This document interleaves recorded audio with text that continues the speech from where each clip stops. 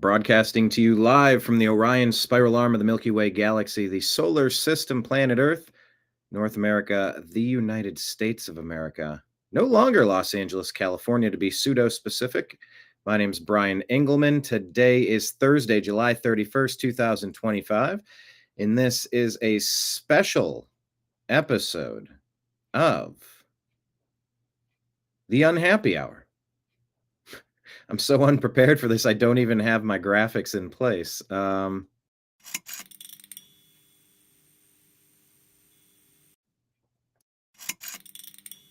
Just go with that.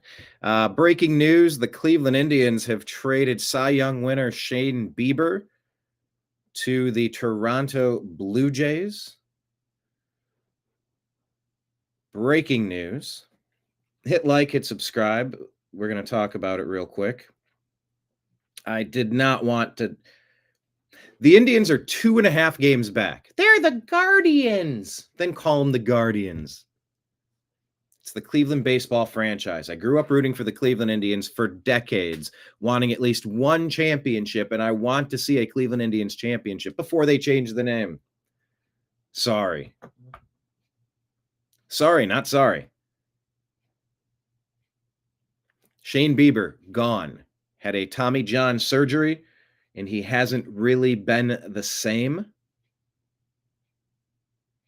Trying to share this show. However you're watching, hit like, hit subscribe. If you have comments, questions, type them into the thread on the side, and I will incorporate your thoughts into the show. All right. The Tribe are only 2.5 games back, and they're trading away Bieber. Now, look, initially, I'm very frustrated. We have a player in Jose Ramirez that's one of the best players baseball's ever seen. And what are we doing with him?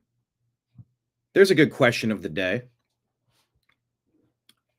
Where would Jose Ramirez rank as far as best players ever? Is he top 500? Is he top 400, top 300, top 200, top 100, top 50? Jose Ramirez has been an incredible and consistent, fantastic all-around baseball player on the base path, in the batter's box, in the field. What are we doing? It feels like we can't have nice things in Cleveland. We just get rid of our best players. It feels like we have cheapskate owners that would rather get a little bit of a payoff, catch a little bribe. Hey, we'll give you this meaningless all-star game, but hey, how about you retire the Cleveland Indians? Completely erase the history of Louis Sockalexis, the first Indian player that played in Major League Baseball, on the team that had recently been the Cleveland Spiders and then the Cleveland Naps.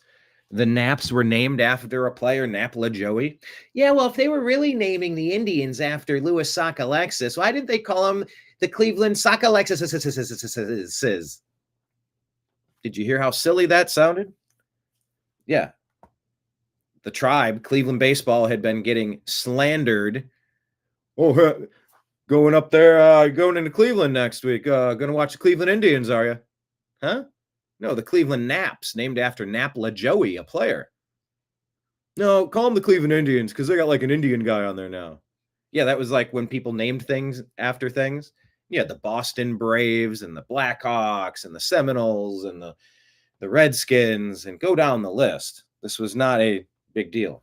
But in the aftermath of the Summer of Love riots, the Washington Redskins were erased and the Cleveland Indians were erased. Aunt Jemima, Uncle Ben's, because that's the problem in America.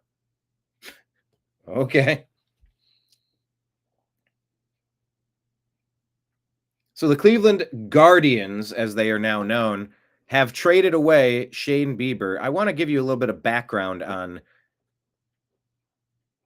the Cleveland baseball team. Look, there are only two. Can I share this screen? Here, let me pull this one up. There we go. Current American League wildcard standings. There they are. Cleveland Guardians, 54 and 54. Let me make that larger.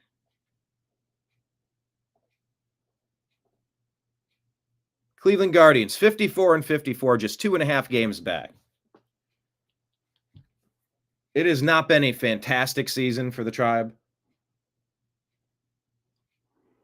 But for the back half of the season, the second half of the year, you get your Cy Young winning pitcher back to make a run and win a World Series that's been eluding us our entire lifetimes. But no. This is the time to trade away another Cy Young Award winning player. How much sense does that make? Well, it's what they decided to do. And I have to tell you, I mean, like I am frustrated. But the Tribe have every right to evaluate their player. Maybe they think he's cooked. They traded away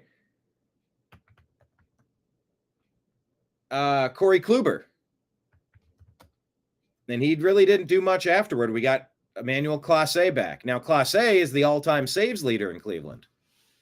Except he's now under suspension and suspicion of throwing games, gambling. And then you think back to how much he sucked last year. Was he doing it last year?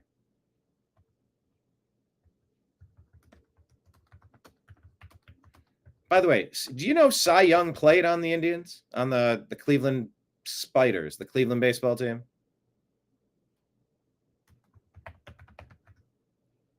That's an interesting fact as we talk about these Cy Young winners. It's like, oh yeah, Cy Young did play. Huh. Cy Young, the namesake of this award, won 511 games in his career and was traded from the Cleveland Spiders to the St. Louis Cardinals in 1899. Gaylord Perry won the Cy Young Award in 1972 with the Indians and then was traded to the Texas Rangers in 1975. CC Sabathia won the award in 2007 and then was traded to the Milwaukee Brewers the next year in 2008. Remember, he took the Brewers on that magical run. Cliff Lee won it in 2008 and was traded to the Phillies in 2009. Now, wait a minute. What about Corey Kluber? Didn't Kluber win a Cy Young? 2 of them. You're right to bring up Corey Kluber. He's another Cy Young winning pitcher. Corey Kluber won 2 Cy Young Awards in By the way, as a Cleveland Indians fan, where were any of these pitchers with those 1990s teams of mashers? Jim Thome, Carlos Baerga, Kenny Lofton, Omar Vizquel, Albert Bell, Manny Ramirez, David Justice, Marquise Grissom, Matt Williams. Where were some of these Cy Young pitchers when we just needed one ace to win one stinking World Series? Never got it. Never got it. I mean, you look at this team today. You got Kwan and Ramirez. Stephen Kwan is a fantastic player. Tribe haven't re-signed them. I don't know why they haven't re-signed them. Too expensive? Don't we have new ownership group coming in? And why can't they just move out of the way and let a new group spend the money that it takes? How about that? Could we try that?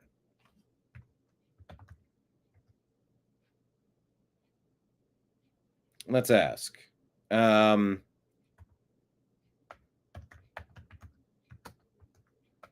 the ownership is set to change in 2027. I'm doing this by memory. Let me do a quick search.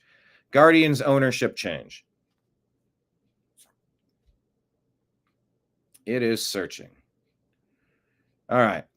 Dolan family, they're the ones that allegedly sold out the Tribe and Chief Wahoo for a couple of bucks in their pocket. Minority investor David Blitzer.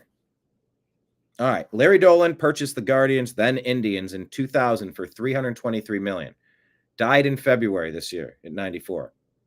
His son, Paul Dolan, had been team's owner, CEO, chairman since 2013. continues to hold a controlling stake, approximately 75% with the Dolan family. Blitzer, in 22, billionaire sports investor with stakes in the Sixers, Devils, and other sports entities, acquired 30% minority stake in the Guardians. Pre-priced option for Blitzer to assume majority ownership around 2028.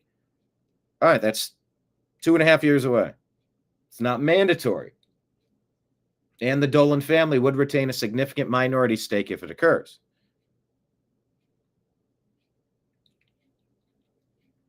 Operational continuity. Guardian's operating philosophy, known for its small market, low payroll approach, is not expected to change significantly with Blitzer's involvement in the short term, they say. GM Mike Chernoff emphasized maintaining the team's model of developing young talent and making strategic trades to compete, despite fan criticism over limited spending. Blitzer's expertise is seen as a resource for marketing and industry connections, but the team is unlikely to become a high-spending franchise immediately. Maybe, maybe not.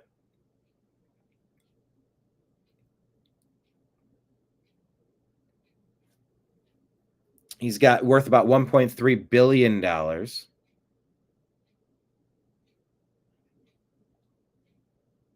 But for the longest time, baseball has suffered from not having a balance.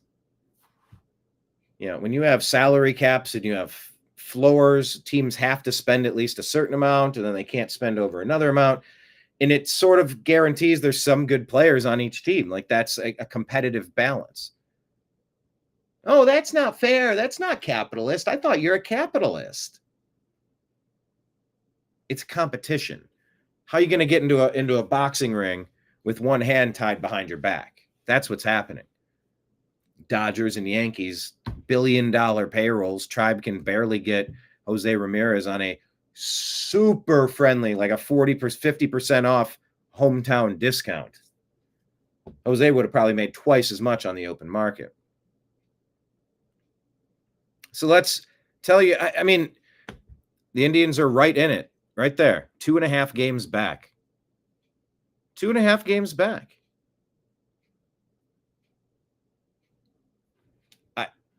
Thinking maybe our best baseball's yet to be played.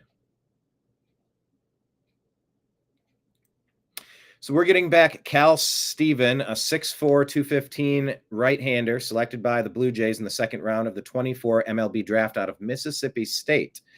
Previously played at Purdue, where he transformed from a reliever to a starter after a strong 23 summer in the Cape Cod League, 2.73 ERA over 26 innings. He transferred to Mississippi State for 24. He didn't pitch professional games in 24 after being drafted, as the Blue Jays shut him down post-draft due to his heavy college workload, which is 96 innings. He's currently with a high A Vancouver. He's not even ready to go. This doesn't help the team for a playoff push. This sucks. That's all you're getting back for a Cy Young winning. Maybe they think he doesn't have anything, Bieber. I like Bieber. I'm going to root for Bieber. I root for players that I start liking here, and that I keep rooting for the players. I have a Shane Bieber rookie card with an error on it. They call him Justin on the back of the card.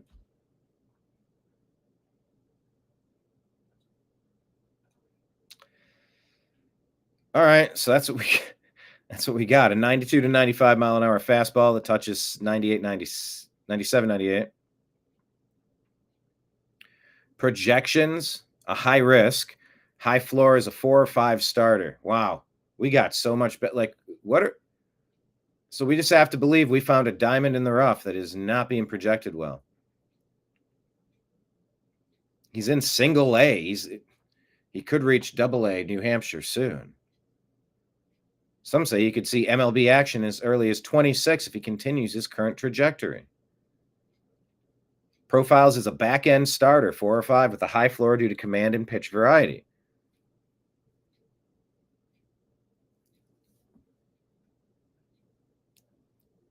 So we asked who won the trade. Bieber is a 30-year-old right-hander with a career 3.22 ERA, 1.12 WHIP, 62-32 record over 7 MLB seasons. Bieber won the 2020 AL Cy Young Award in pitching Triple Crown. Yeah, that was the strike shortened season. Didn't be not strike shortened, COVID shortened. Wasn't that the year that Trevor Bauer won? I think so. Another Cy Young winning pitcher that we traded. I knew he had the Cy Young talent when we got rid of him. I guess that doesn't technically count, but won the Cy Young and the Triple Crown, 1.63 ERA, 8-1, 122 innings pitched. But injuries have limited his recent output. In 24, he only had 2 starts, 12 innings pitched, before undergoing Tommy John surgery in April. 0 ERA in those 12 innings, by the way. The year before that, in 2023, he was 6-6 with a 3.8 ERA and 21 starts, with a career low 7.5 Ks per 9 inning due to elbow inflammation. So you had elbow inflammation, and then you had a Tommy John surgery. Now, halfway through the season, he's primed to come back. And we're like, great, let's trade him away. We're done. We think you're done. In 2025, he's set to earn $10 million with a $16 million player option for 26, or he could get a $4 million buyout. He's likely to opt out and hit free agency this winter if he performs well post-rehab, given his age and injury history. He just pitched 2 days ago in a rehab start for AA Akron. In that game, Bieber threw 4 innings, allowing 1 earned run, a solo home run, 3 hits, no walks, with 7 strikeouts on 58 pitches, 37 of those strikes. His fastball reached 94 miles an hour, a positive sign, but below his pre-injury 95-96 peak. So there you have it. Breaking news. Cleveland sellers. There were rumors we were going to sell Emmanuel Clase, our all-time saves leader in Cleveland. But now he's suspended for potential gambling. They've got a gambling problem within the team. 2 pitchers have been suspended by baseball for suspicious activity. And I wonder how far back it's going to go. Was Clase tanking our opportunity to win a World Series last year? I'd say, you say only in Cleveland, right? Only in Cleveland. All right, that's just breaking news. I'm pissed. I sort of get it. You know, we do get players back, and usually sometimes when they're gone, they don't have much left in the tank. But CC Sabathia was awesome for a very long time. We just didn't want to pay him. Albert Bell was good. We didn't want to pay him. Manny Ramirez was good. We didn't want to pay him. Jim Thome was good. We didn't want to pay him. It gets old. It gets old in baseball where you feel like you're the 4A farm team for the 2 big league teams. The Dodgers on the West Coast and the Yankees on the East Coast. Maybe a couple of other spenders in between. There's like 4, 6, maybe 8 teams in all of Major League Baseball. And the rest of us are just 4A divisional minor league prospect creation machines for the 6 teams that can afford the best players. It sucks. But hey, we're 2.5 games back. We haven't played our best baseball. Maybe we could turn things around. So let's try to stay positive, shall we? Anyway, I was just doing my show prep for our noon program here on the New American Media, where we have the TNAM Daily Show, where we break things down in the world events, news, politics. We cover sports sometimes. It's a daily show. We just talk about all the things happening, whether it's a tsunami or big activity in the world of sports. Yeah, and Gilbert Arenas has been arrested for a gambling ring. Also, this would be that's a big story that crosses over. Let me also tell you that we are going to be launching. Where is it at? Looking for it in my folder here. Strictly Football with Brian Engelman and Mike Barra, probably Jim Mitchell as well. We did 24 episodes last year, 1 a week, something like that, covering all things football. Mike Barra you've seen him on Ancient Aliens or some other place, but he's a huge Seattle Seahawks fan. And so we get together and talk. I'm a Browns fan. He's a Seahawks fan, but like we just talk about sports, the whole world of it. And Jim Mitchell kind of comes in and talks about the line, the gambling odds, because, you know, sports is sort of consumed with gambling right now.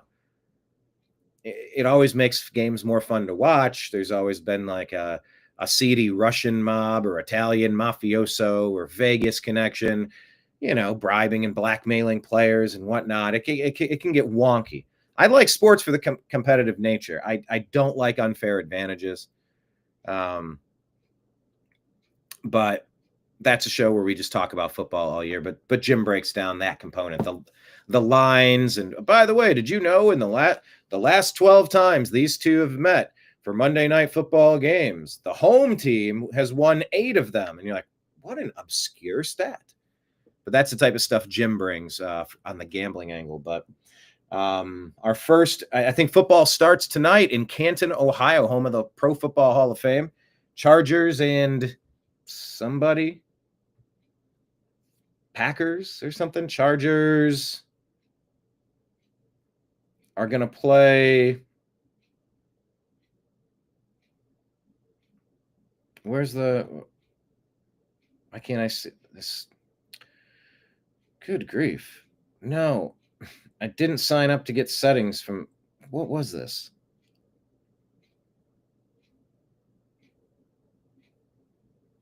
Okay. I don't know what's happening on this app. It covered up what I was looking for. Chargers Lions, 8 o'clock NBC Peacock. You can watch the Hall of Fame game. But yeah, stay tuned. We'll be doing our first football show of the year really soon. Breaking news. Want to talk about it? Type it in the comments. What do you think? Who won the trade? What are the tribe thinking? What's going on with ownership? What's going on with the management? What's going on with the gambling? Can we make the playoffs? Can we win a World Series? All of it. Dump your thoughts onto the table in the comments section. Because this is the type of topics we like to cover here on the Unhappy Hour, a division of the New American Media. So thank you everybody for being here. We'll be back. It's 11:11. Make a wish. Be back in about 50 minutes with the TNAM Daily Show covering, what are the topics? Here, let me tell you the topics. America unites against End the Fed. And unites against the Fed, who are holding monetary policy hostage.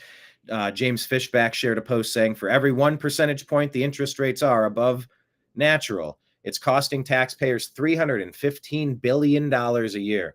Just thrown down the trash, being stolen. That's $3 trillion over the next decade. That's $31,000 for every single tax-paying household over the next decade, because Jerome Powell is not doing the right thing. How many of you would love to refinance your house, drop it a few percentage points, and put a few $100 a month back in your pocket? It's absurd what's going on. So that's going to be a topic. We're also going to discuss new video from the Cincinnati Jazz Festival attack. Re-examine the case because there's new evidence. Also, Obamagate, Russiagate, the treason case against Obama, Clinton, Biden, Comey, Clapper, Brennan continues to unfold. How will this resolve? Also, Kamala has nixed the opportunity to run for California governor. What is that all about? Run for governor. Does she think that she wouldn't win? Does she think that she should get ready for the next presidential run? Good grief, everybody. But those are the topics we're going to cover on the upcoming show for the TNAM Daily Show. All right. Thank you all for watching. I will talk to you again soon. Take care. I appreciate you. I love you. Peace. Where'd it go? It should be right here. It's not showing. Hold on. I had the outro all set to go. Let's rewind it and say it one more time. I appreciate you. I love you. And we'll talk to you again soon. Take care. Peace. Hi, this is Eric Metcalf, and you're watching Unhappy Hour.